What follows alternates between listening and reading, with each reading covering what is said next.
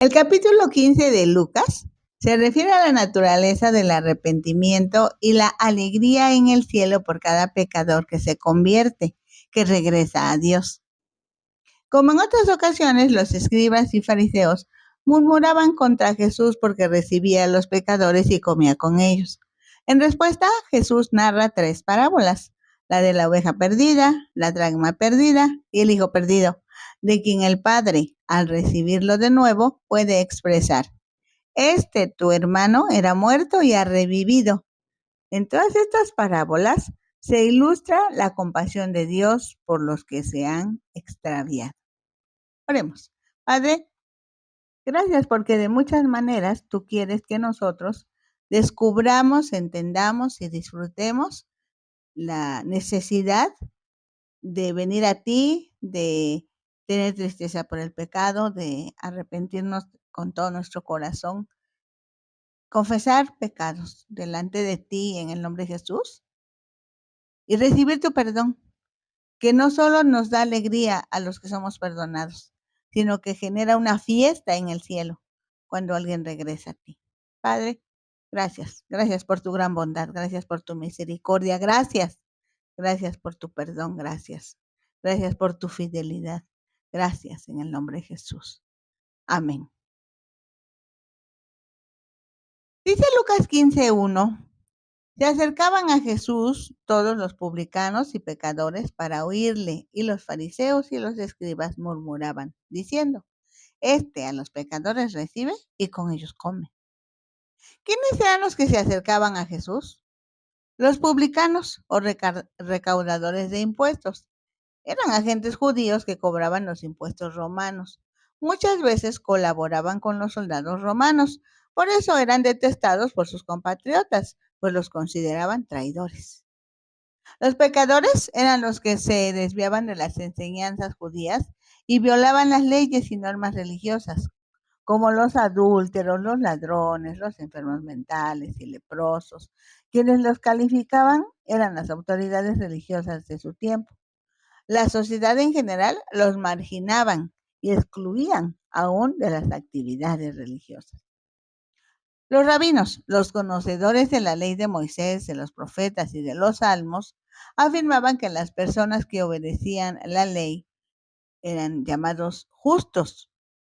Esos no debían tener ninguna relación con los pecadores, porque para ellos los pecadores eran inmundos y al relacionarse con ellos se hacían inmundos también.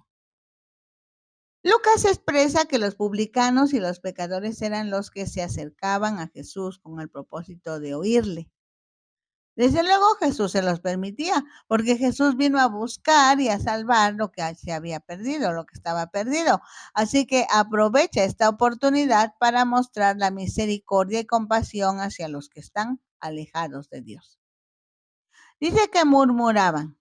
Murmurar, se quejaban entre ellos, pero no abiertamente. La queja era: come con ellos. En 1 de Juan 3:4 dice que el pecado es transgresión de la ley divina. O sea, si se desobedece la ley de Dios, o sea, si se desobedece lo que dice la Biblia, eso es pecado. Viéndolo así, todos los seres humanos han o hemos cometido errores que nos alejan de la perfección de Dios. Por eso es que Jesús recibía a todos los pecadores, recibe a todos los pecadores hasta hoy. A mí me recibió. Lindo mi Señor. Dice Lucas 15:3. Entonces él les refirió esta parábola diciendo, fíjate, Jesús responde con una historia que contrasta el amor de Dios con la exclusividad de los fariseos. Explica la misericordia de Dios y su alegría al recibir en la vida eterna a los pecadores arrepentidos. Y el versículo 4 de Lucas 15. ¿Qué hombre de vosotros, teniendo 100 ovejas, si pierde una de ellas, no deja las 99 en el desierto y va tras la que se perdió hasta encontrarla? El trabajo pastoral era bien conocido por la gente que lo estaba escuchando, pues ellos valoraban la agricultura y el pastoreo. La figura del pastor trae a su mente la idea de cuidado y protección. Las ovejas fácilmente se desvían buscando comida, se alejan del rebaño. Cuando se sienten solas, balan, pero no fácilmente encuentran el camino de regreso. Eso explica la preocupación del pastor por una oveja que se pierde. Sabe que las ovejas que están en el rebaño están seguras, por eso las deja y va en busca de una que está extraviada. Dice Lucas 15:5, y cuando la encuentra, la pone sobre sus hombros gozoso. Jesús explica la misericordia, o sea, no dar el castigo que alguien merece, y el amor incondicional de Dios hacia cada uno de los seres humanos. Así como actuó el pastor de la parábola, así deben actuar los cristianos cuando alguno de sus hermanos sufre descalabro. De alguna manera se aleja del redil, entonces alguien de sus hermanos lo busca, lo regresa al redil, gozoso de que haya participado en la recuperación de su hermano. O su pastor, también puede ser. Dice Lucas 15:6, y al llegar a casa, reúne a sus amigos y vecinos, diciéndoles, gozaos conmigo, porque he encontrado mi oveja que se había perdido.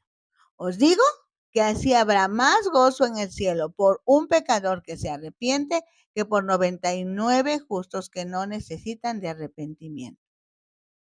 El interés y el gozo por el arrepentimiento del pecador indican una actitud del todo diferente a la de los fariseos y maestros de la ley. Cuando dice los justos no necesitan arrepentirse, es probablemente una ironía, pues algunos se creían justos como los fariseos, los maestros de la ley. Hasta hoy, algunos se creen justos. Como se creen justos, no reconocen la necesidad de arrepentirse. En la escritura, el arrepentimiento produce confesión de pecados. Al confesar pecados, Dios, que es bueno, perdona pecados como una respuesta amorosa a la confesión que permite empezar de nuevo en el camino de la fe y la gracia. Dice Lucas 15:8. ¿O qué mujer que tiene 10 dracmas, si pierde una dracma, no enciende la lámpara y barre la casa y busca con diligencia hasta encontrarla? En esta parábola Jesús utiliza lenguaje entendible para las mujeres, pues está interesado en toda la población. Aquí la reflexión es sobre la importancia de lo perdido y el amor de Dios al buscar lo que ha sido apartado de él. Dracma es el nombre de una moneda griega, era una moneda de plata, equivalente a un denario romano, es decir, el pago de un día de trabajo. Busca con diligencia, con cuidado. En ese tiempo las casas del Oriente Medio con frecuencia no tenían ventanas, los pisos eran de tierra, lo que dificultaba la búsqueda de una sola moneda. El collar es de 10 dracmas, solo se le perdió una, pero esa única que falta deja incompleto su lindo collar. Jesús conoce bien a las mujeres, por eso hace este planteamiento. Encender la lámpara y barrer la casa refleja la luz que Cristo trae a la vida y la limpieza que Él realiza en cada corazón que le permite entrar. Así que la búsqueda con diligencia es un llamado a la perseverancia en la fe y la importancia de no rendirse ante las dificultades. Dice Lucas 15:9, y cuando la encuentra, reúne a sus amigas y vecinas diciendo, gozaos conmigo porque he encontrado la dracma que había perdido. Eso se está describiendo el comportamiento femenino, pero también el comportamiento de las personas en general. Cuando es importante y valioso algo, se busca hasta encontrarse. Dice Lucas 15:10, así os digo que hay gozo delante de los ángeles de Dios por un pecador que se arrepiente. Esto quiere decir que la comunidad celestial, Dios Padre, Dios Hijo, Dios Espíritu Santo, querubines, serafines, arcángeles, ángeles, se regocijan por cada pecador que se arrepiente, porque cada vida tiene un valor inmenso para Dios, quien busca hasta encontrar y si es necesario restaura lo que se había perdido. Aquí y ahora conviene que cada uno no solo busque a los que han perdido el rumbo en la vida, sino también a reconocer el valor propio en el reino de Dios. Dice Lucas 15:11, También dijo, un hombre tenía 2 hijos. Esta historia se conoce como la parábola del hijo pródigo o parábola del padre misericordioso. Se refiere al padre y sus 2 hijos. No aparece la esposa o mamá. Dice Lucas 15:12. Y el menor de ellos dijo a su padre, Padre, dame la parte de los bienes que me corresponde. Y les repartió los bienes. En Israel el hijo mayor disfrutaba de una doble porción de la herencia. Se conocía como derecho de primogenitura. Recibir una doble porción de la herencia equivalía a la sucesión. Así Eliseo sucedió a Elías. Esto lo encontramos en Segundo de Reyes, capítulo 2, versículo 9. Porque el hijo mayor era el primer fruto del vigor de un hombre, o sea, el primer resultado de la capacidad procreadora de un hombre. En la parábola, cuando el hijo menor le pide la parte de los bienes que me corresponde, el padre podría dividir la herencia con doble porción para el hijo mayor. Pero en este caso, retendría el ingreso de la misma hasta su muerte. Por eso, la petición del hijo menor era algo inusitado y tal vez un insulto. Por lo anterior, en la cultura judía de la época, pedir la herencia significaba un acto de rechazo al padre y rompía los lazos familiares. Con esa solicitud, el hijo menor estaba diciendo efectivamente que quería seguir su propio camino sin la guía o ayuda de su padre. En esta parábola, el padre representa a Dios y aunque el hijo menor lo rechaza, el padre no lo abandona ni lo juzga, le da lo que le corresponde y lo deja tomar sus propias decisiones. Así como el Padre en la parábola, Dios da libre albedrío y permite tomar decisiones, incluso si alguien no está obedeciendo la voluntad de Dios. Dice Lucas 15:13, no muchos días después, juntándolo todo el hijo menor, se fue lejos a una provincia apartada y allí desperdició sus bienes viviendo perdidamente. El hijo menor parte de ahí, se supone que se va porque quiere estar libre de la figura paterna para gastar su fortuna como le plazca. Vivió desenfrenadamente. Más adelante dice que despilfarró la fortuna con prostitutas, pero el hermano mayor puede haber exagerado por causa de su enojo. Dice Lucas 15:14. Y cuando todo lo hubo malgastado, vino una gran hambre en aquella provincia y comenzó a faltarle. La administración es importante para la vida del ser humano. No importa la cantidad, sino la manera de utilizar los recursos, sobre todo de carácter financiero. El joven gastó mal, no invirtió, no ahorró, no ayudó al necesitado, gastó. En ese momento histórico, los cambios climatológicos provocaban estragos. Pudo haber sido una sequía que evitó las cosechas y provocó hambre en la región. No solo afectó al joven, sino a toda la población. La diferencia es que esta persona no tomó ninguna precaución, no guardó dinero, no guardó víveres. Al presentarse el cuadro de hambruna, él fue uno de los primeros afectados. Dice Lucas 15:15. Y fue y se arrimó a uno de los ciudadanos de aquella tierra, el cual le envió a su hacienda para que apacentase cerdos. La última actividad que un judío podía aceptar era apacentar cerdos, pues los cerdos eran animales inmundos, según Levítico 11:7. Este trabajo no solo era desagradable, sino que lo ponía en un estado de impureza ceremonial. De manera coloquial se puede decir que después de ser un hombre joven, con recursos para gastar, malgastar y vivir perdidamente, llegó hasta casi morir de hambre, teniendo que aceptar uno de los empleos más despreciados por los judíos: cuidar a los cerdos. Dice Lucas 15:16, y deseaba llenar su vientre de las algarrobas que comían los cerdos, pero nadie le daba. Normalmente los empleadores pagan el jornal cuando ha terminado el horario de trabajo. Así que este joven tenía hambre y precisamente estaba dando la comida a los cerdos. En ese momento se presentó una situación no grata. Tanta era su hambre que estuvo a punto de comer de la comida que era para los puercos.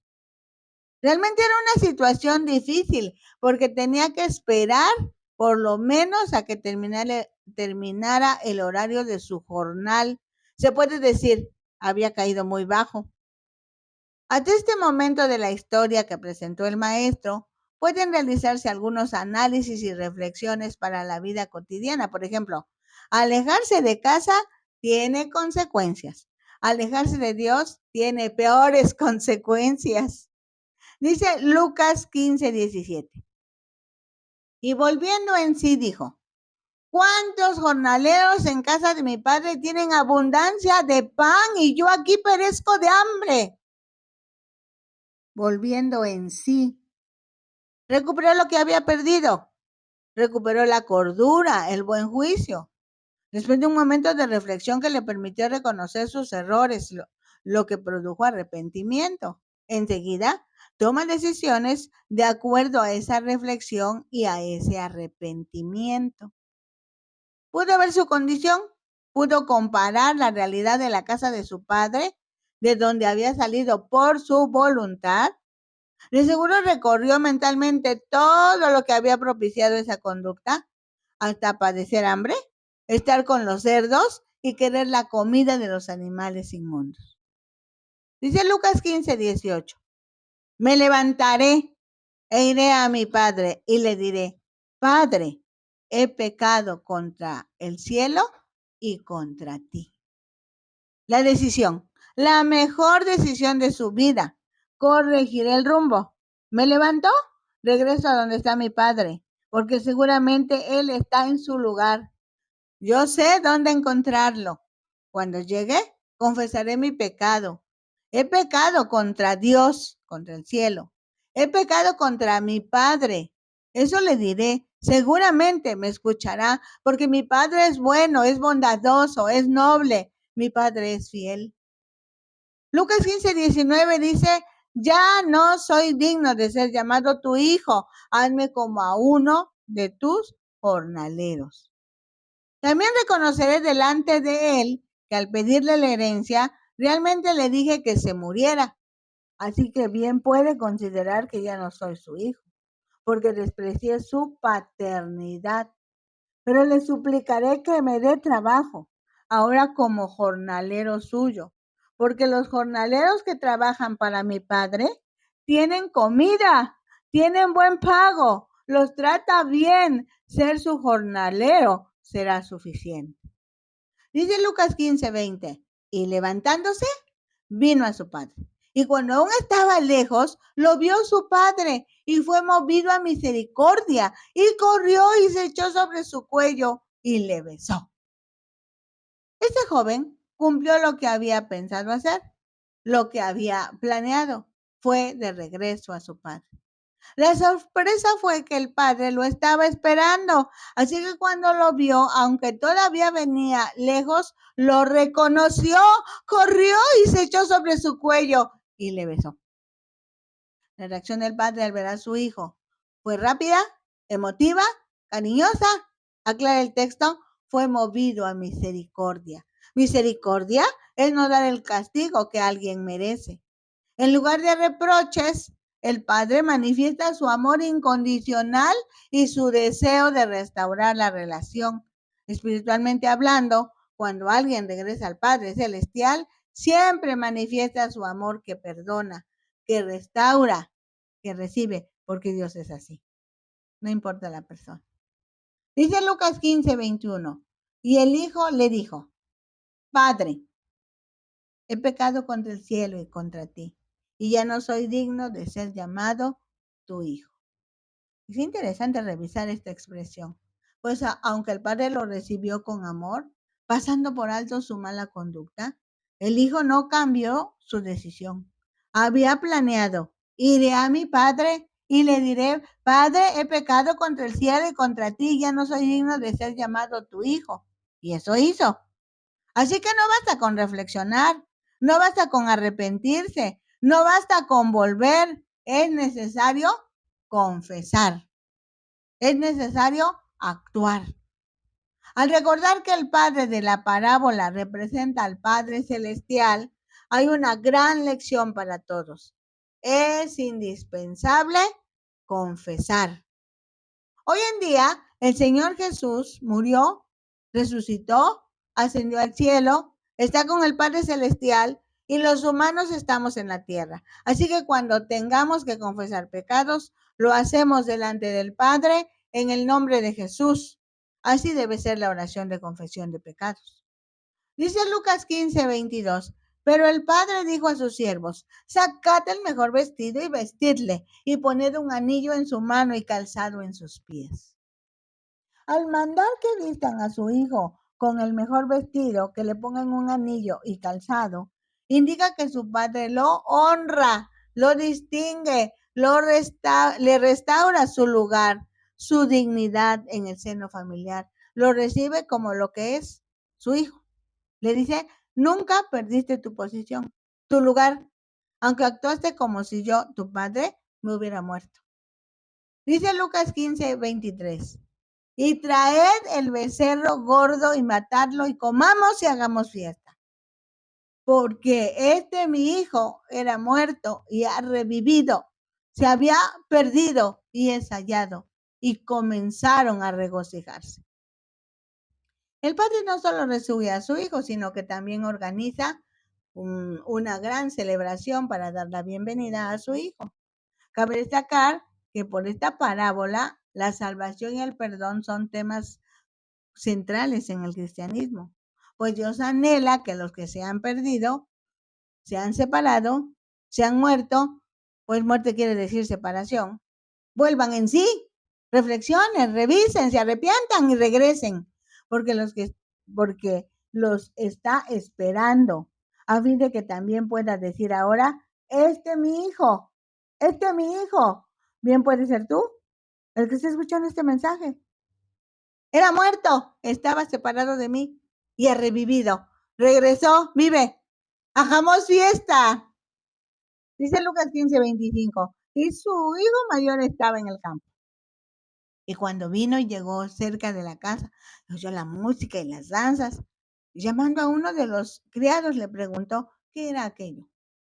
El hermano mayor representa a aquellos que viven dentro de los límites de la legalidad y la obediencia, pero que no comprenden la profundidad del amor y la gracia. Dice Lucas 15:27. Él le dijo: tu hermano ha venido y tu padre ha hecho matar el becerro gordo por haberle recibido bueno y sano. Al regresar del campo se encuentra con una gran celebración por el regreso del hermano menor. Todos están de fiesta, menos él, porque le parece injusto todo lo que ven sus ojos. Dice Lucas 15:28. Entonces se enojó y no quería entrar. Salió por tanto su padre y le rogaba que entrase. El amor perdonador del Padre simboliza la misericordia divina, simboliza el amor de Dios demostrado. Y el resentimiento del hermano mayor es como la actitud de los fariseos y los maestros de la ley que se oponían a Jesús. Dice Lucas 15:29. Mas él, respondiendo, dijo al Padre: he aquí, tantos años te sirvo, no habiéndote desobedecido jamás, y nunca me has dado ni un cabrito para gozarme con mis amigos. El cabrito era el alimento más barato que un carnero gordo. Dice Lucas 15:30. Pero cuando vino tu hijo, que ha consumido tus bienes con rameras, has hecho matar para él el becerro gordo. Tu hijo, no quería reconocerlo como hermano, estaba lleno de odio y amargura. El hijo mayor, como muchos hijos de Dios, cree que la vida se rige por una lógica de mérito.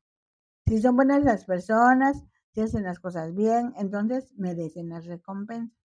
Pero el padre de la parábola funciona de acuerdo a la lógica de la gracia, en donde no es que el hijo menor se haya ganado su perdón y su amor, sino que lo recibe gratuitamente porque es su hijo y lo ama.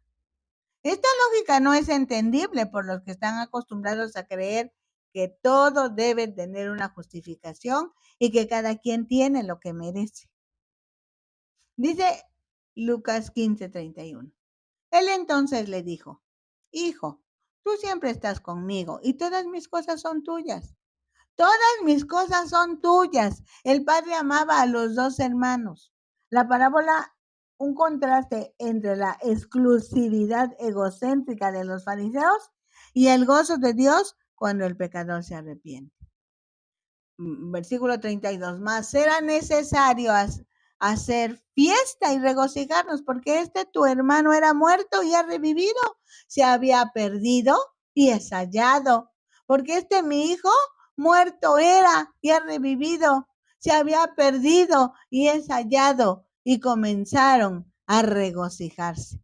Ahora el hijo mayor también entiende el lenguaje de la gracia y comenzaron, plural, comenzaron el padre, los hijos, los criados, los invitados, todos comenzaron a regocijarse, experimentaron una alegría y gozo profundos en la presencia de Dios y en su palabra, en un estado de plenitud que brinda Dios a quien comprende la verdad de su palabra y obra según sus propósitos. ¿Es diferente? Claro que es diferente. La gracia no tiene comparación. La gracia es regalo para todos. La gracia hizo que Jesucristo viniera a buscar y a salvar lo que se había perdido. Así que tú y yo todavía podemos recibir, si nos sentimos extraviados, si nos sentimos perdidos, aquí está el Maestro, aquí está el Señor Jesús, aquí está el Padre, aquí está el Espíritu Santo para recibirnos. Solamente tenemos que entender que hemos hecho mal, pero que si nos arrepentimos con todo nuestro corazón, Dios nos recibe.